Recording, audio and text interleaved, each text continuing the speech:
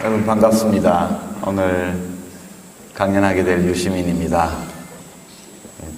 이게 오늘 강연할 주제입니다. 책 표지인데요. 많이 애용해 주십시오.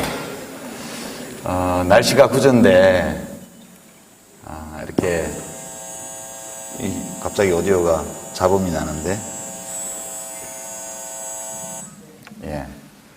날씨가 이렇게 구전데 되게 직장 다니시는 분들이 많으실 것 같은데 와주셔서 감사합니다. 저녁들은 드셨어요? 아이고 저런 어떡하나. 끝나고 나서 드시기 바랍니다. 자기 돈 내고. 잘 들리시죠? 이 강연이 원래 4월 하순에 있을 예정이다가 책 나온 지 2달이 지나서 이제 첫 번째 저자 강연회를 하게 됐습니다. 제가 책을 낼 때마다 저자 강연을 하는데 이번 경우는 이제 그 전에 낸 책보다 책도 좀 재미가 적고 주제도 무겁고 그렇게 해서 강연 준비하면서 여러 가지 고민을 좀 많이 했습니다.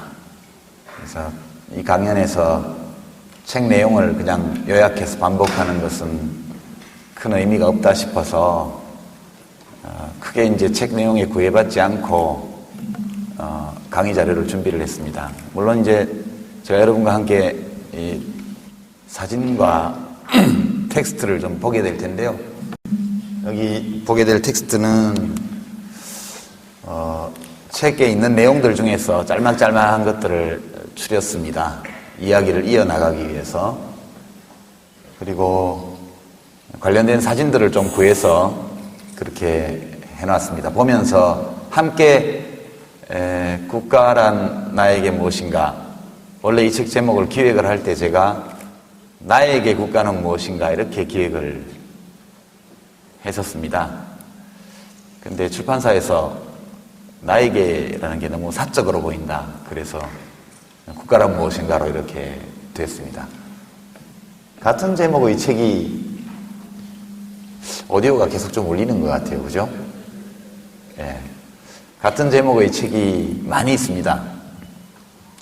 뭐 그냥 국가 이런 제목의 책도 많고 국가론 이런 책도 많고 국가란 무엇인가 라는 똑같은 제목을 가진 책도 아주 많습니다. 제가 국가란 뭘까에 대해서 언제부터 고민했을까 이렇게 돌이켜보면 꽤 어렸을 때부터 생각을 했던 것 같아요. 요즘 그런 게 없는데 여러분들도 어릴 때 국기 하강식 이렇게 운동장에서 공 차고 놀다가 오후 5시가 되면 갑자기 이렇게 음악이 나오고 운동장에 있는 국기계양대에 국기를 내리는 의식이 있고 그럼 모두가 동작을 멈추고 국기 쪽을 바라보면서 가슴에 손을 얹고 이렇게 서야 했던, 그렇게 하지 않는다고 잡아갈 것 같지는 않지만 왠지 그걸 하지 않으면 뭔가 잘못하는 일처럼 느껴져서 그렇게들 다들 했었습니다. 그런 일들을 보고 또 이제 애국조회 이런 거 할 때 국기에 대한 맹세, 요즘도 있죠. 자연스럽게 어릴 때부터 국가에 대해서 생각하게 됩니다. 매우 심각하게 국가라는 것이 뭐냐에 대해서 생각한 건 아마 제가 1978년도에 대학을 들어왔으니까 대학 들어온 이후였던 것 같습니다. 그리고 이제 국가란 무엇인가에 관한 이런 제목을 가진 책을 직접 읽은 거는 아마 1984년도 겨울 같은데 이 책에 인용되어 있는 해롤드 라스키의 국가란 무엇인가라는 책을 영등포 구치소에서 읽었습니다. 근데 심각하게 고민했던 것 같아요. 그 당시에 대학 들어온 이후로 약 2, 3년간 또는 뭐 그 뒤에 군대 갔다 온 후로 이렇게 도대체 우리가 사는 국가는 왜 이럴까? 그런 거요. 이럴 수밖에 없는 것일까? 또는 왜 우리의 국가는 이런 상태에 있는 것일까? 우리가 느끼기에 훨씬 좋은 국가가 되어 있는 다른 나라들은 어떤 과정을 거쳐서 그런 국가로 온 것일까? 당시 전두환 대통령 시절인데요. 이게 말이 되나? 저런 사람이 국가를 운영하고 있다는 게. 그때야말로 국가는 폭력이다. 권력은 총구에서 나온다. 이런 말들이 실감 있게 와닿았던 적이 없었던 것 같습니다. 제가 라스키의 책을 읽으면서 이제 처음으로 학술적인 또는 과학적인 어떤 면에서 국가에 대해서 생각을 해보게 됐던 것 같아요. 이번 책에도 인용이 되어 있습니다만, 이제 그때부터 했던 약 20년, 25년, 30년 가까이 이렇게 생각했던 문제들에 대해서 현재의 저의 생각을 이제 고전을 빌려서 정리를 한 건데요.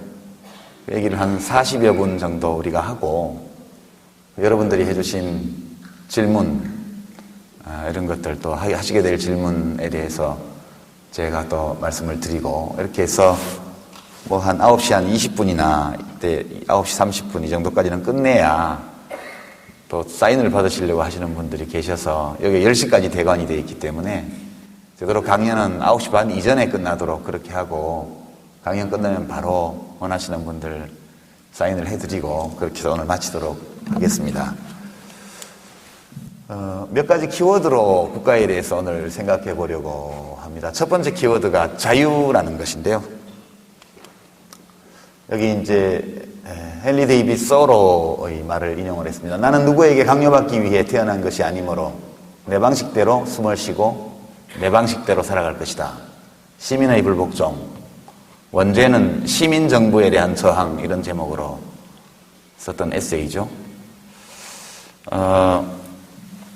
되게 이제 우리가 어렸을 때 생각을 해보면 이런 교육을 많이 받았죠. 국가가 있어야 내가 있다. 그죠? 국가가 잘 돼야 나도 잘 되지. 국가 없이 어떻게 내가 존재할 수 있느냐. 나보다는 국가가 중요하다.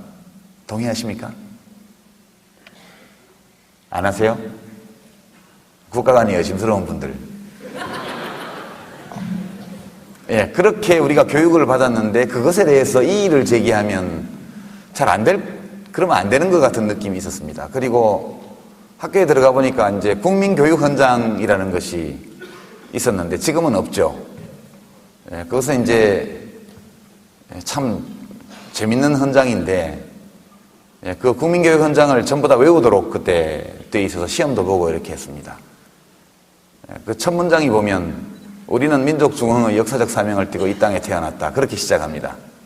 뭐 내용에 보면 저마다의 소질을 개발하고 뭐 어쩌고 해가지고 안으로는 뭐 국가 발전에 기여하고 밖으로는 인류 공영에 기여하고 이런 등등의 내용이 나오는데, 그 국민교육헌장을 보면 온 국민이 다 내가 이 세상에 온 목적, 이유, 사명, 이런 것들을 민족 중흥에 맞추도록 그렇게 국민을 교육하기 위한 헌장이었죠. 여러분들은 민족을 중흥하기 위해서 세상에 왔습니까? 뭘 하기 위해서 이 세상에 온 분이 있습니까? 손 들어 보십시오. 없죠? 와보니까 이 세상에 있는 거죠. 어느 날 눈 떠보니까 이 세상에 있는 것이지, 뭘 하기 위한 사명을 받고 이 세상에 온 사람은 없다, 이렇게 생각합니다. 축복받은 출생이든 혹은 아빠의 실수에 의한 또는 술김에 생긴 생명이든, 여하튼 우리 모두는 어느 날 갑자기 이 세상에 그냥 던져진 존재입니다.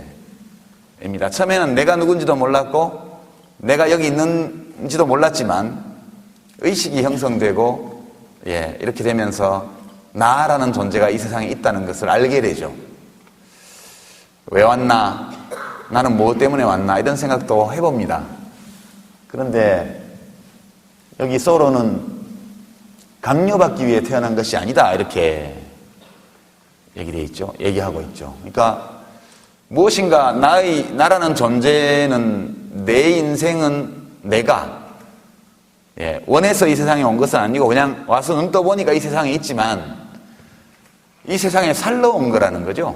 무엇을 위해서 이 세상에 온 존재, 어떤 위대한 목적, 숭고한 목적의 수단으로서 이 세상에 온 것이 아니라 우리 자신이 삶의 주인으로서 이 세상에 살러 와 있는 존재라는 관점에서 그렇게 이야기를 합니다. 그때 이제 우리에게 제일 중요한 자유죠, 자유.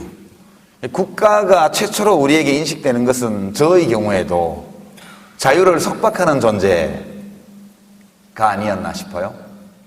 그러니까 하지 말아야 할 말, 하지 말아야 할 행동, 그리고 심지어는 하지 말아야 할 생각까지 국가가 규정해주고 있죠. 국가라는 것은 원초적으로 느껴지기에 속박, 나의 자유에 대한 구속의 주체로 느껴집니다. 길거리에 다니는 경찰관, 그렇죠?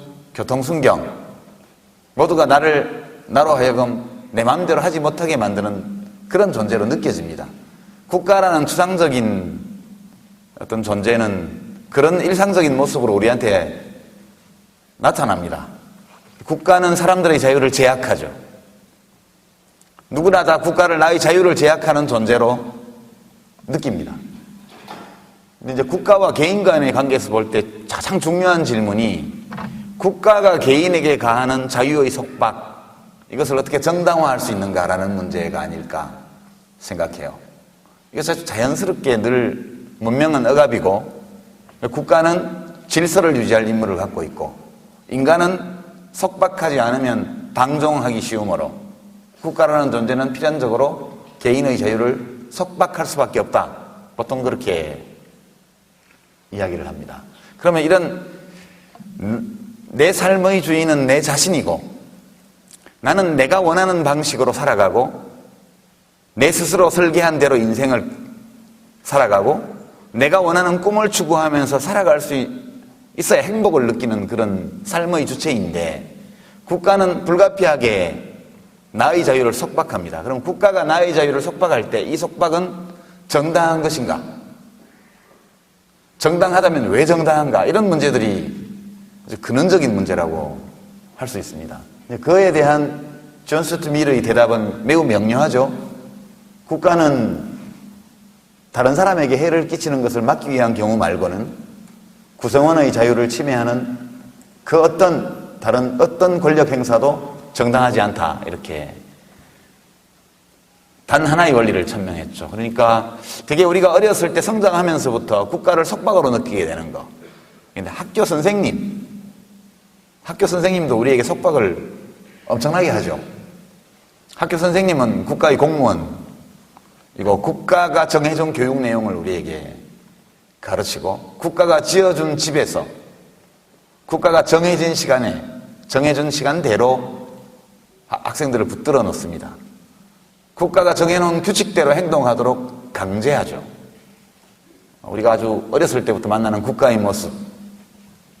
되게 그런 국가의 속박은 내가 어떤 개인이 다른 사람의 자유를 부당하게 침해하지 못하도록 막기 위해서 나의 자유를 제한하는 경우에만 정당하다. 이것이 국가를 생각할 때 가장 중요한 측면이 아닌가 이렇게 저는 받아들입니다. 오늘날 우리 대한민국이라는 이 국가도 우리의 자유에 심각한 제약을 가하고 있는데요.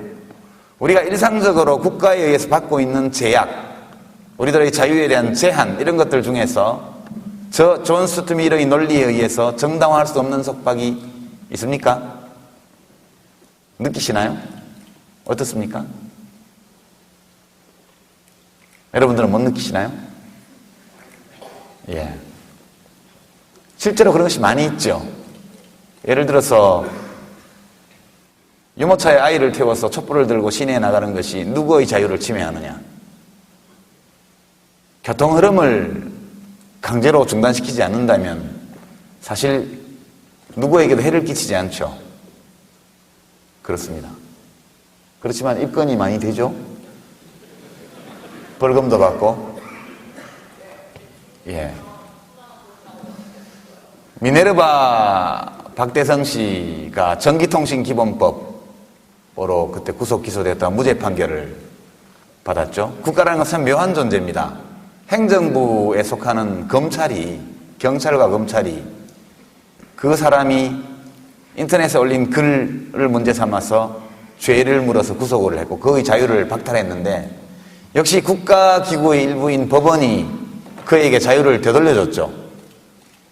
그러나 그의 자유를 일정 기간 속박했던 국가의 행위, 이런 것은 그의 자유를 박탈한 행위인데 박대성 씨의 글이 누군가의 자유를 부당하게 제한했습니까? 그런 적이 없죠. 국가가 가하고 있는 많은 속박들, 자유에 대한 속박들 중에는 정당화하기 어려운 것이 아직도 굉장히 많다고 저는 생각해요. 예를 들어 국가보안법. 제가 정치인인데 약간 위험한 발언일 수도 있지만, 예. 뭐 여러 차례 조금씩 개정돼서 오늘까지 왔습니다만, 예컨대 어느 누군가가 광화문 내거리에 가서 3대 세습 있을 수 있는 일이다 이렇게 외쳤다고 합시다. 그럴 수도 있지 라든가 아니면 그 좋은 일이라고. 여러분 중에서 그 좋은 일이라고 생각하는 분 있으세요? 손 한번 들어보시죠. 국가보안법 걸릴까봐 손 못 드는 거죠. 아마 국가보안법이 없어도 손들 분이 한 분도 안 계실 거예요. 그러나 어떤 사람이 광화문에 이순신 장군 동상 밑에 가서 3대 세습은 정당하다고 외쳤다고 가정해보죠.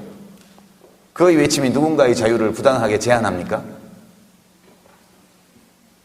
꼴 보기 싫을 수는 있겠죠. 뭐 저런 사람 다 있어. 정신이 좀 어떻게 됐나 봐. 그러나 그것이 나의 자유를 부당하게 제약하는 것은 아닙니다. 이 행위를 처벌할 수 있도록 돼 있죠. 누구의 자유도 부당하게 침해하지 않는 어떤 사람의 자유로운 행동, 이것이 그의 자유를 박탈하는 사유가 될 수 있습니다. 우리나라는. 그렇게 최근의 사례, 여러분들 중에도 G20 제너레이션에 속하는 분이 가끔 보이네요. 이런 세대가 G20 세대가 있는지는 모르겠지만 있다고 정부에서는 주장합니다. 예, 이게 유명한 쥐벽서. 이 포스터 위에 저 쥐를 그린 분의 행위가 그 창작의 자유, 열정, 이것을 표현해본 그 행위가 여러분들의 자유를 부당하게 제약했습니까? 전혀 제약하지 않았죠. 예, 이걸 그린 분은 아마 이 포스터 한 장을 더럽힌 거일 수는 있겠죠. 그죠? 포스트 값을 물어줘야 될 거예요. 부당하게 국가의 재산을 손괴했기 때문에. 아무런 설명도 붙어 있지 않죠? 그냥 쥐가 청사초롱을 들고 있을 따름인데 저 그림 속에서 어떤 정치적 의도를 보고, 예, 이 참 놀라운 능력이죠. 우리나라 경찰관들과 검사들은 독심술을 하는 분들입니다. 그가 어떤 목적으로 저 쥐를 그려놨는가에 대해서 심심해서 낙서한 겁니다. 이렇게 말하면 될 수 있는 문제죠. 그러니까 웃자고 어떤 개인이 한 일을 죽자고 국가가 덤벼드는 그런 상황입니다. 이건 제가 말씀을 드렸고요. 예, 아까 유모차 부대 광우병 촛불 집회입니다. 교통을 방해했죠. 그죠? 교통을 방해했습니다. 다 잡아넣어야 돼요. 저 시간에 버스를 타고 택시를 타고 혹은 자전거를 타고 청계광장이나 서울시청 광장을 지나갈 사람의 자유를 침해했죠. 저는 그렇게 생각합니다. 부당하게 침해했나요? 부당하게 침해한 건 아니라고 생각합니다.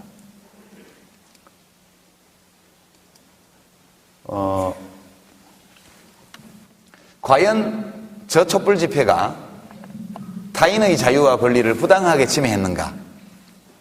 이 문제로 넘어가면 이제 조금 복잡해집니다. 국가와 관련되어 있는 첫 번째 키워드가 자유라면 제가 이 책을 쓰면서 또는 그 이전에 살아오면서 늘 생각했던 것은 내가 타인의 자유에 대해서 부당한 침해를 가하지 않는 경우 국가가 나의 자유를 제약하는 모든 행위는 정당하지 않다.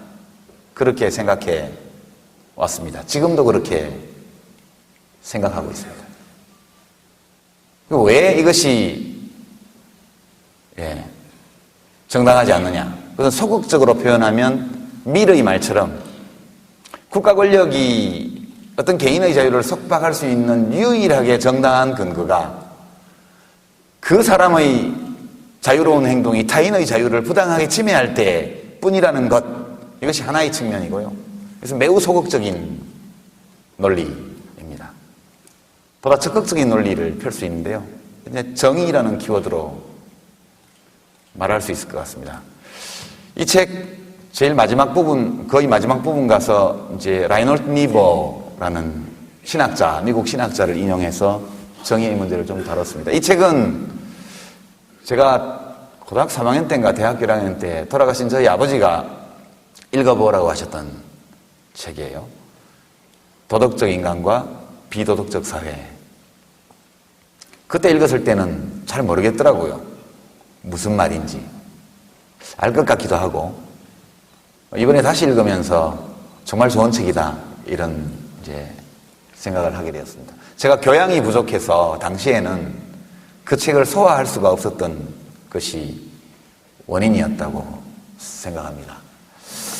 좀 더 적극적으로 국가의 행위 또는 국가의 존재에 대해서 우리가 생각해 보는 것은 정의라는 개념과 관계가 있습니다. 니버의 말을 인용했죠. 사회에 요구할 수 있는 최고의 도덕적 이상은 정의다. 되게 우리들은 이제 사람들을 생각할 때 이기적 존재다 이렇게 얘기해요. 인간은 이기적 존재다. 맞죠? 그런데 이기적 존재인데 그냥 이기적 존재가 아니라 왕왕 이타적 행동을 하는 이기적 존재다 이렇게 말을 합니다. 국가는 이기적 존재이면서도 왕왕 이타적인 행동을 하는 인간 존재와 결부되어 있는 어떤 조직이라고도 말할 수 있죠. 우리가 이기적으로 태어나기 때문에 되게 우리가 개인을 놓고 볼 때 니버가 말한 것처럼 개인을 중심으로 놓고 볼 때 제일 아름다운 것, 최고의 도덕적 이상이 뭐냐 하면 이것은 이타성이 되겠습니다. unselfishness 이렇게 표현이 되어 있는데요. 그러니까 인간 자체가 원래 이기적이고 자기중심적이기 때문에 그 본능을 거슬러서 행동하는 것, 이것이 매우 어려운 일이고 선한 일이다 이렇게 해서 개인에 대해서는 우리가 이타적 행동을 하는 것을 최고의 선으로 여깁니다. 국가에 대해서는 그렇지 않죠. 국가에 대해서는 또는 사회에 대해서는 대한민국이 소위 unselfish하게 이타적으로 행동하면 어떻게 됩니까? 국민 세금을 걷어다가 동티모로에 왕창 갖다 주면 이타적 행동이 되겠죠. 국민들의 세금을 왕창 가져다가 고통을 겪고 있는 아프가니스탄 사람들을 위해서 식량을 사다가 항공기로 막 뿌리면 엄청나게 이타적인 행동이 되겠죠. 이런 일을 하는 대통령은 어떻게 될까요? 당장 쫓겨나죠. 국가는 이타성을 요구받지 않습니다. 하면 좋지만. 국가는 뭘 하는 존재냐? 국가는 어떤 좋은 국가라고 말하는 것, 혹은 국가를 중심에 놓고 볼 때 최고의 도덕적 이상은 뭐냐? 정의다. 이것이 니버의 주장입니다. 사람들이 우리말에 이제 옛날에 사촌이 논사면 배가 아프다 이런 속담이 있는데, 현대화된 속담은 이제 배고픈 건 참아도 배 아픈 건 못 참는다 그런 속담이 있습니다. 여러분들 중에서 경제학을 전공한 분들이 계실지 모르겠지만 경제학에서는 인간을 이기적 존재로 보고 그 사람의 행복의 수준은 그 사람이 소비하는 재화와 서비스의 양에 달려있다 이렇게 말하지만 그렇지 않죠. 우리들은 되게 늘 남이 뭘 하는지를 보면서 살아갑니다. 소나타 승용차 정도면 상당히 괜찮은 자동차인데 옆에 누군가 페라리를 또는 포르쉐를 몰고 나타나면 갑자기 소나타 2.0이 초라해 보입니다. 늘 인간은 하면서 살아가는 존재이기 때문에 관계가 매우 중요합니다. 우리가 사회에 대해서 생각하고 국가에 대해서 생각할 때 정의롭지 못해. 이 사회는 잘못돼 있어. 이 국가가 틀려먹었어. 라고 말할 때 그 말의 내용을 파고 들어가 보면, 종국적으로 보면 정의롭지 못하다는 의미가 포함되어 있습니다.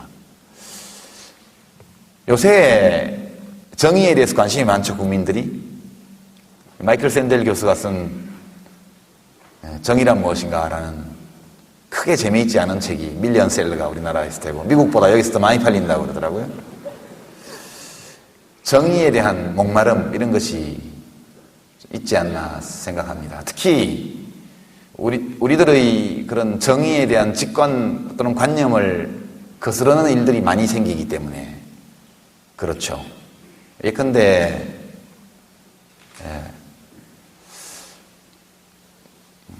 좀 조심해야겠다.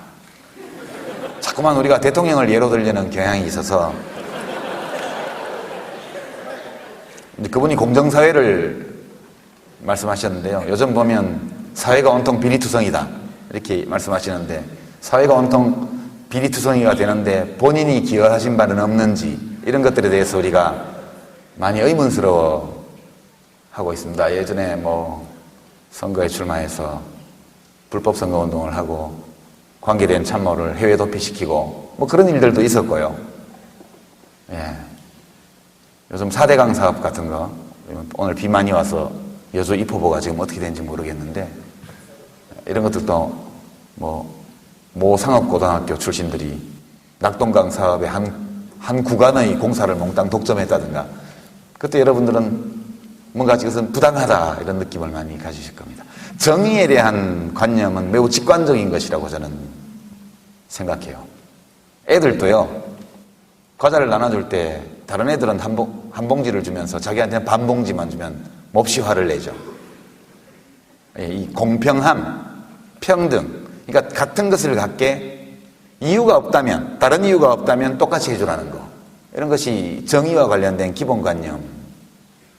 근데 우리 사회에서 그게 헤쳐지는 경우가 대단히 많죠.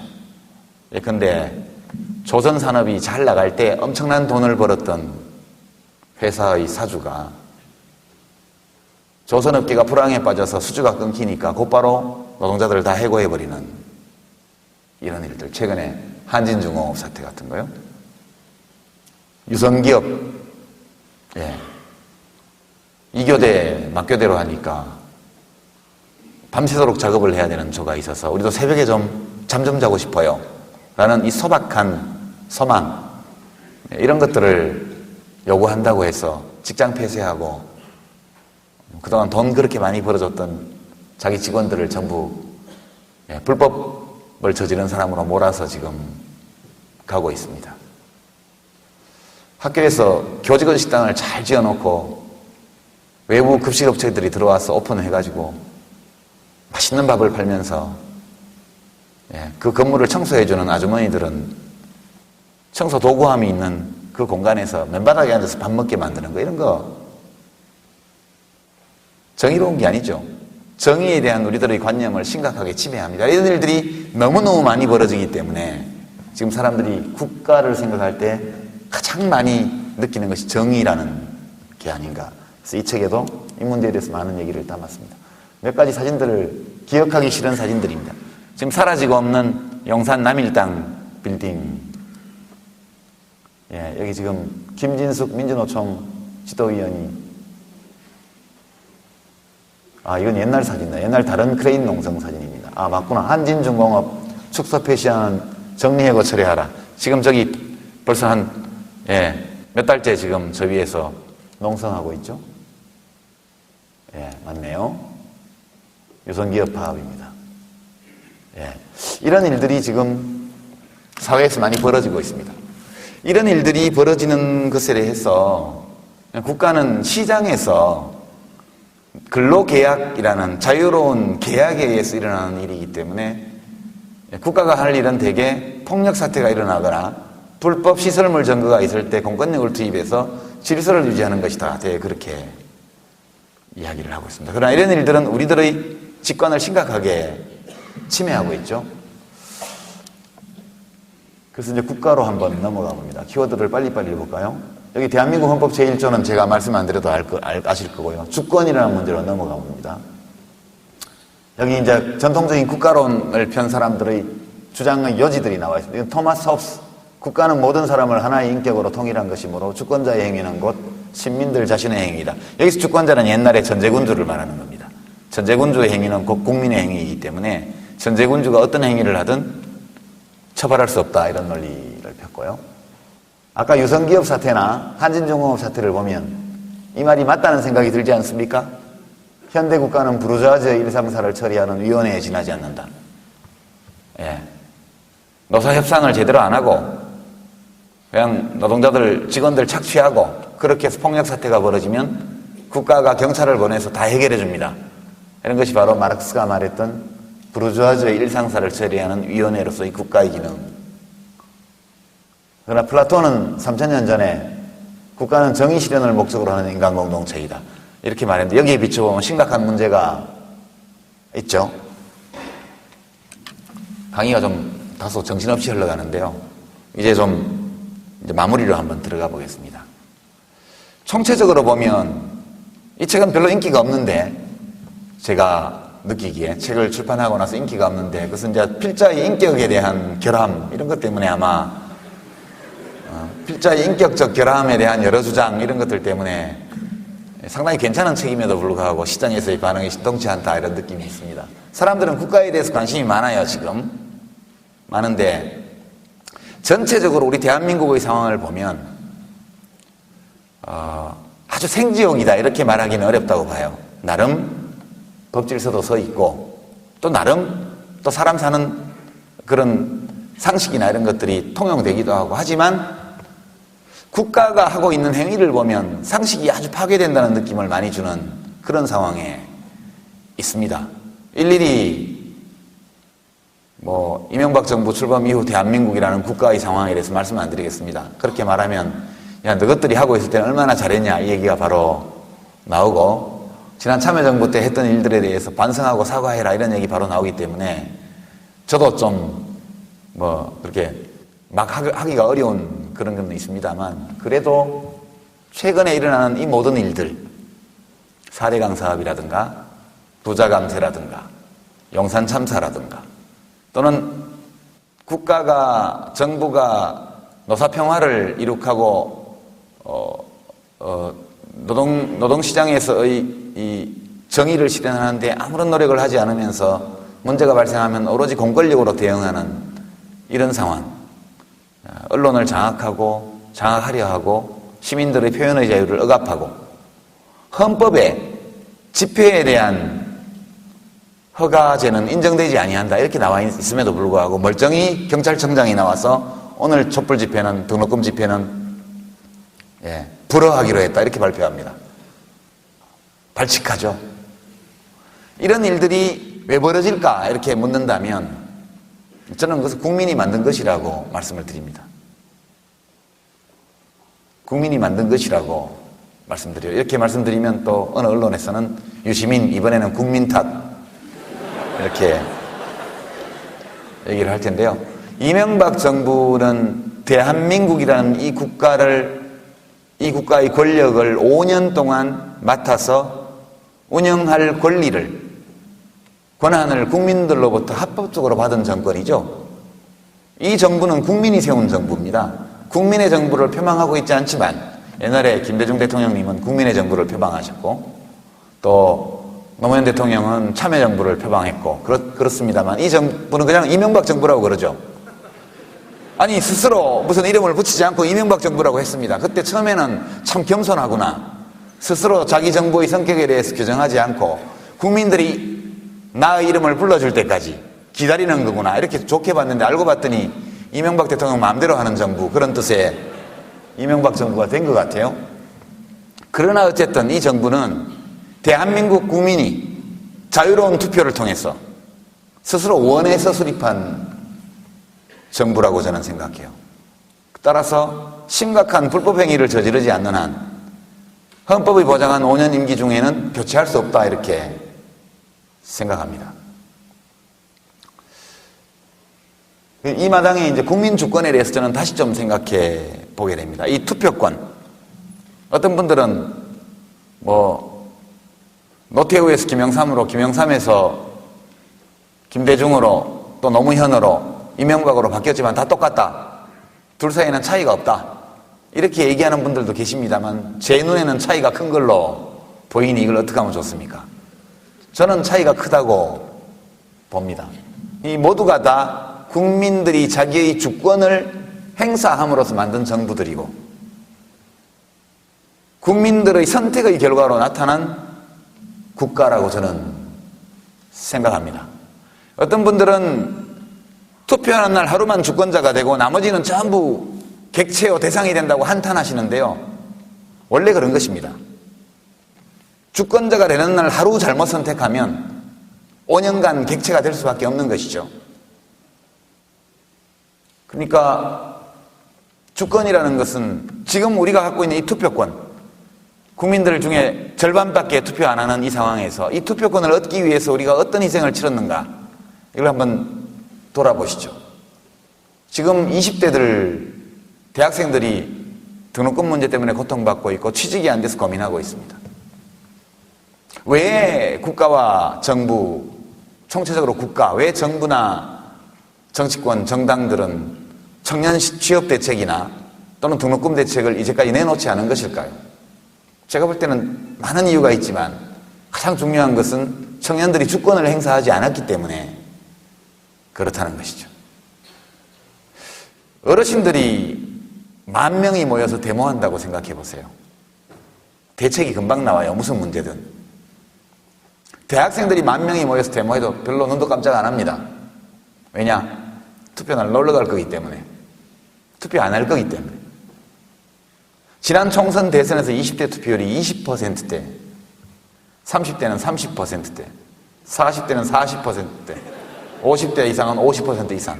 투표를 이렇게 합니다.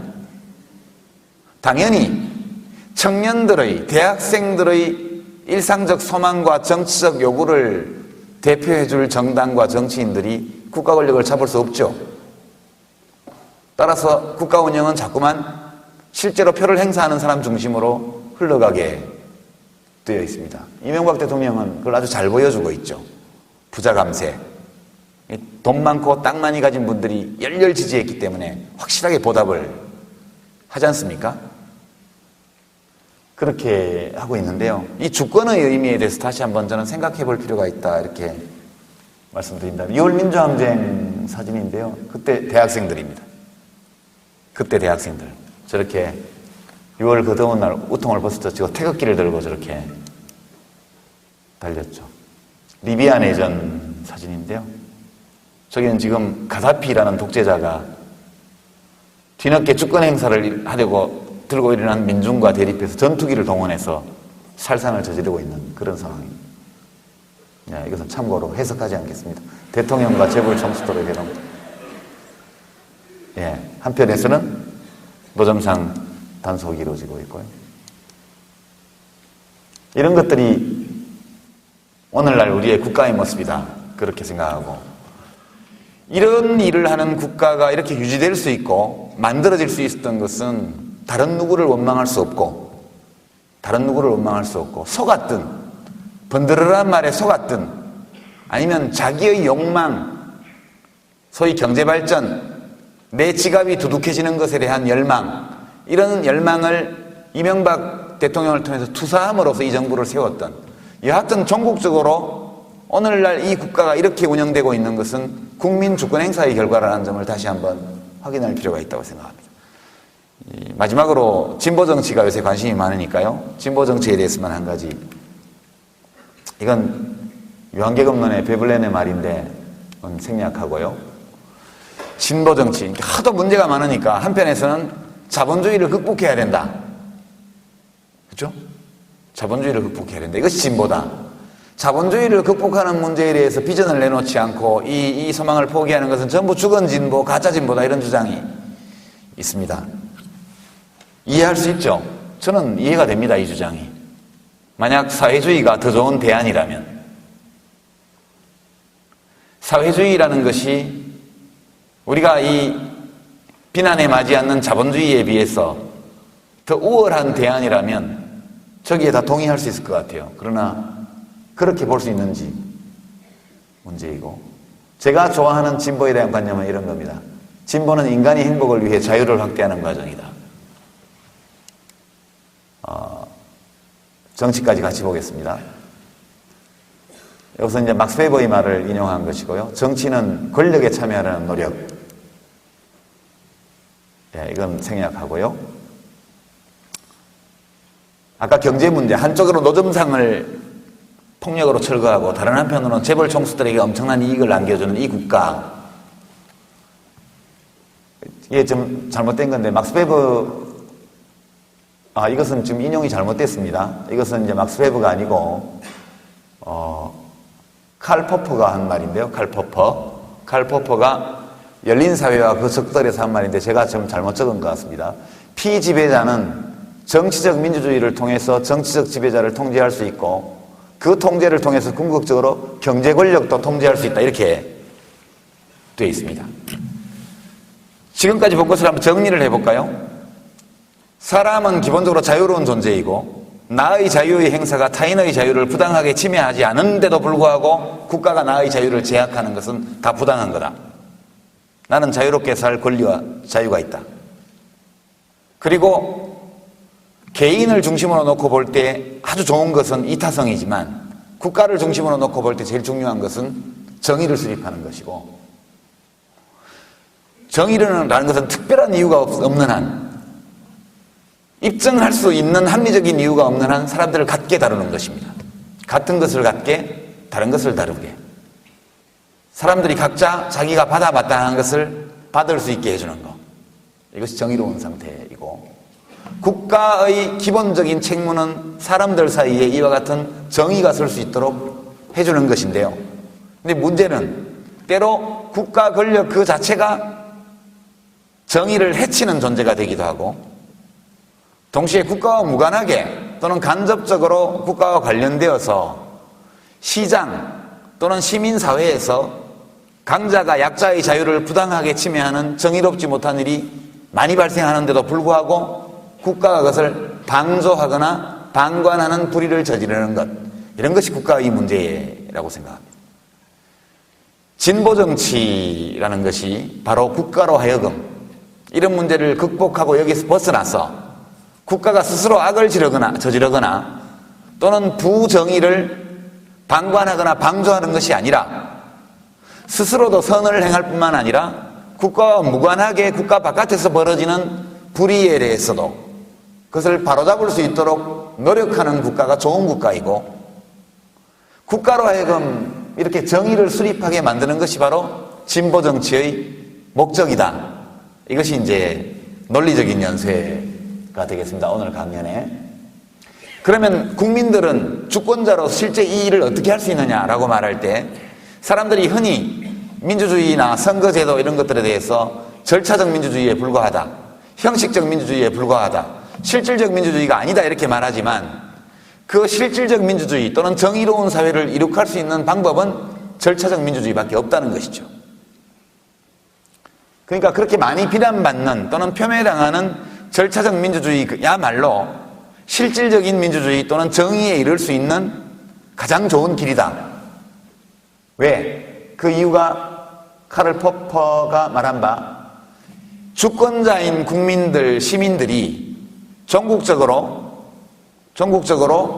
정치적 민주주의를 통해서 대통령, 장관, 검사 등등의 정치 권력을 통제할 수 있어야 되고 그렇게 하기 위해서는 그리고 그 정치적 지배자를 민중이 또는 시민들이 통제함으로써 국가 바깥의 영역에서 막강한 경제 권력을 축적해서 타인의 자유를 부당하게 침해하는 경제 권력에 대해서도 일정한 통제를 할 수 있다. 이것이 진보 정치를 통해서 무엇인가를 도모하려는 이유다. 그렇게 말씀드립니다.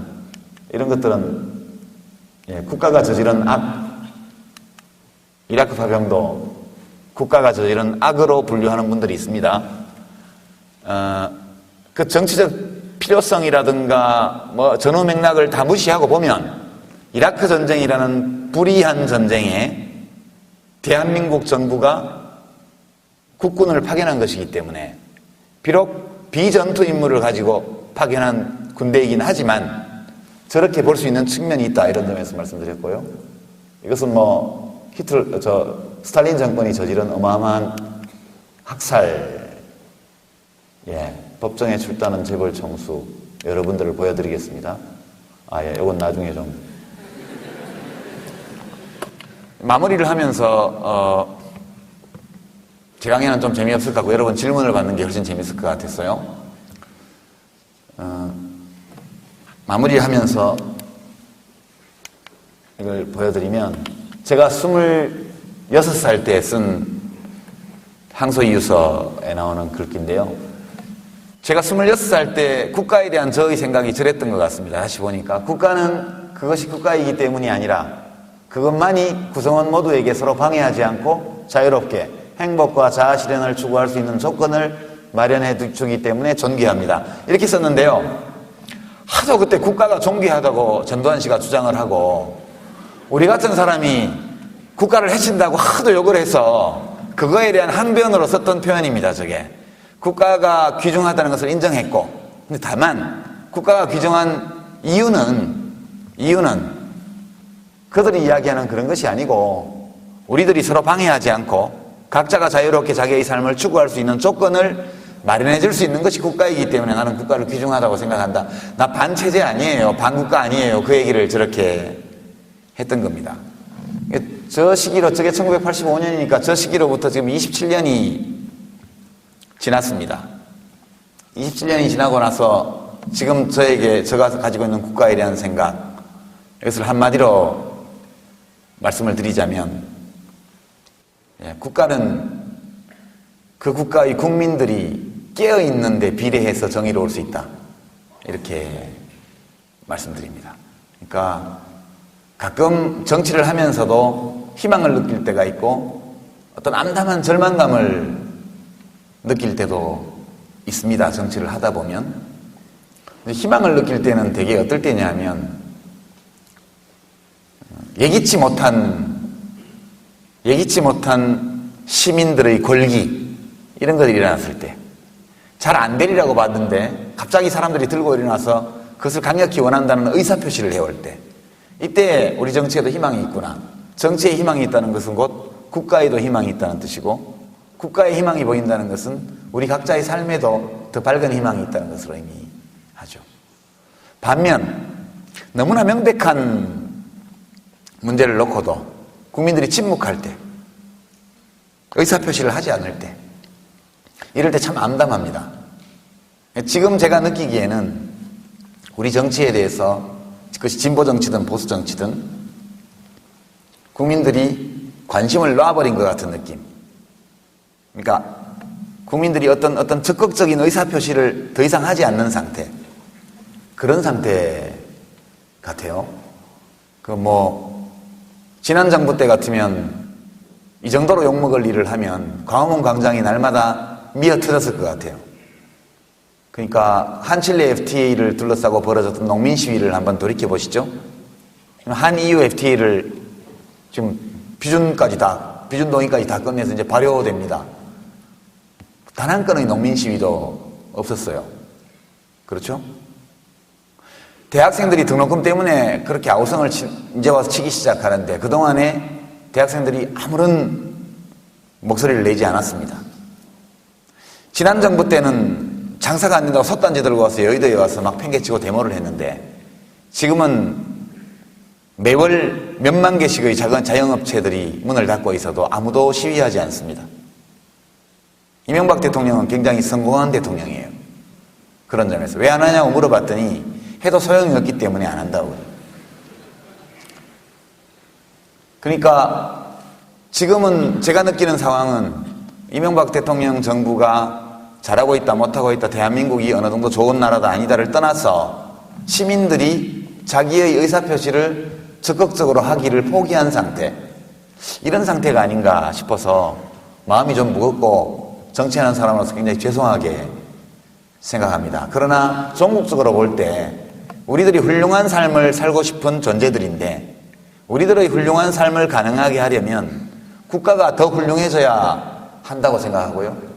국가가 더 훌륭해지기 위해서는 정치가 더 훌륭해져야 하고 훌륭한 정치를 하기 위해서는 정당과 정치인들이 더 훌륭해져야 된다고 생각하고 더 훌륭한 정치인들이 더 훌륭하게 정치를 하려면 시민들이 의사표시를 하고 비판하고 격려하고 참여하고 이런 것들을 해야지만 가능하다 이렇게 생각합니다. 그러나 현재의 상황은 정치를 하고 있는 입장에서 물 흐름이 없는 바다 위에 배가 떠 있는 것 같은 느낌, 이런 느낌을 매일매일 강하게 받습니다. 이런 정도 저희 푸념 겸 강연을 마치고요.